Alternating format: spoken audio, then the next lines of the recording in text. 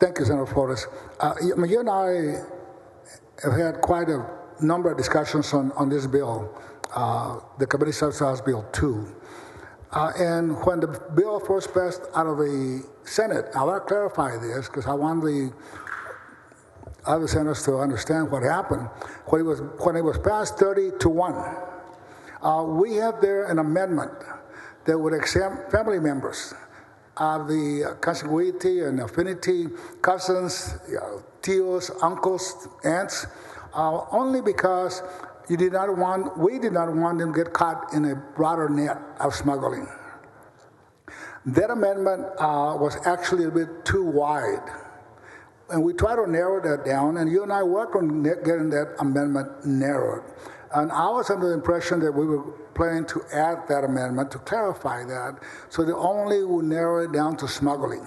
Not if you're carrying a gun, not if you were paid money to do the smuggling. Even if you were related, you still get convicted under the statute or under this legislation.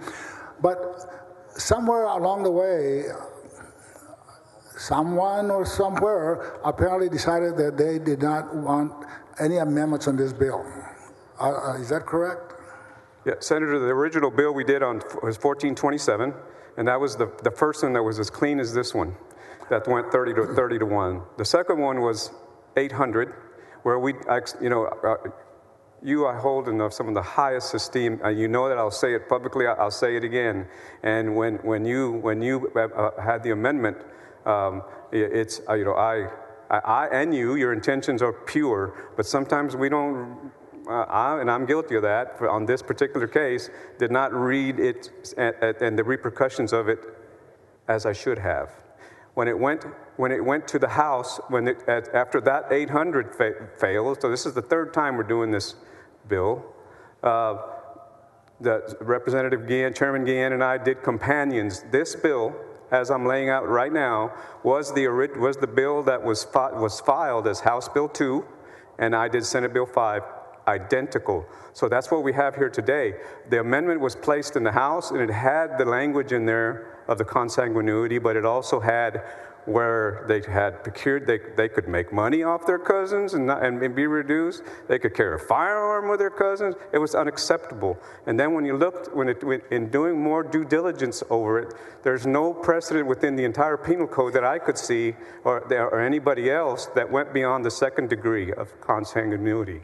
So in terms of making it consistent and the enforcement ability to go of the father or brother-in-law's second cousin, how in the heck are you going to enforce that? I'm going to tell you how. And so for the matter of consistency, and for both the Senate bill and the House bill as originally filed, clean, addressing the smuggling issue that we've passed on other occasions, that's why we did what we did, Senator. Well, the issues and challenges we face along the border are certainly unique in a sense, but the reality is that along the border we have many families who always been able to cross back and forth. So if we have a cousin or an uncle or aunt taking a family member to HB or a drugstore or school, and they can be charged with smuggling under your bill. This is why we're trying to provide an exemption for family members of close relationship. I agree that if they have a gun, charge them. If they have getting paid, charge them. That's not the issue. That amendment you and I had worked on and fixed it, so that narrow it down to just smuggling, not the other parts. We are focused on stash houses. Stash houses, during the testimony we received, the Border Security Committee, are not only in the Rio Grande Valley, they're all over the state, in San Antonio, in Houston, right? And as we target those, I agree, smuggling, human trafficking is horrible. I don't have any sympathy for those truck drivers that take 40, 50, 60 people that suffocate and die, like, as you know, has happened. I don't have any sympathy for those people, smugglers that drop off all the immigrants up in King Ranch or some of the brush areas where people die because of lack of water and too much heat or too cold or get bitten by a rattlesnake. My point is this. We're all for that. We want to do that.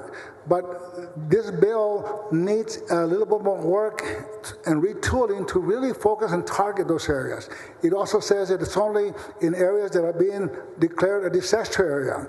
Well, why are we only targeting the border area when we have the same problem in other parts of the state? If we're going to do this type of legislation, it ought to be statewide. This is smuggling, human trafficking, stash houses. It's not just a problem along the border. It is statewide. It shouldn't be just limited to a disaster area. And my point is, I'll be changing my vote with all due respect, Senator Flores. I know you're very passionate about this. We're after it, but the net is too broad. We're going to end up catching innocent people that have no intent. But the way it is worded, they can be charged for taking a family member that is undocumented here along the border, especially. Thank you, Senator. Of course, they still have to prove intentionally and knowingly in this type as the elements in this criminal case. So that's still a requirement. Secondly, the stash houses, it brings them up to a 10-year minimum, and that's stash houses, as I understand the bill, anywhere where it increases to 15 is those 54 counties that are currently under a declaration, but it does increase stash houses anywhere to 10. And then 15 if it's in the declared areas. So that addresses that there. But we're not concerned about that in terms of accepting the family members. There's only a small part that we're accepting family members who may be carrying another family member who may be undocumented to a doctor's office or the drugstore. That is the problem. The bill itself, in terms of targeting stash houses, great. In terms of, as it relates to smugglers, great. Human trafficking, great. But then we're catching innocent people in the net, because if you live in the valley and you live out in South Texas too, you're familiar with that. You have a lot of family relationships where you have people from Mexico who are related to people here in the United States who are citizens. And I don't want them to be caught up and being charged with a crime when they had no intent. And I know what you say, well, intent can be, you got to prove it's an element. Of course, you have very aggressive prosecutors that'll take any case in that type of situation. So I don't want them to go through that. And I know you and I had a very discussion. I think we're on the same page in terms of targeting stash houses. We got a whole bunch of them. They ought to be put in jail. I don't have a problem with smugglers, but this is going to catch. It needs a little bit more refinement, that I know that you and I can work that, to refine that, to just target, make sure that we target and exempt those family members who have no intent of smuggling anybody. But again, thank you, Senator Flores, for your work. Thank you, Senator. I hold you in the highest regard.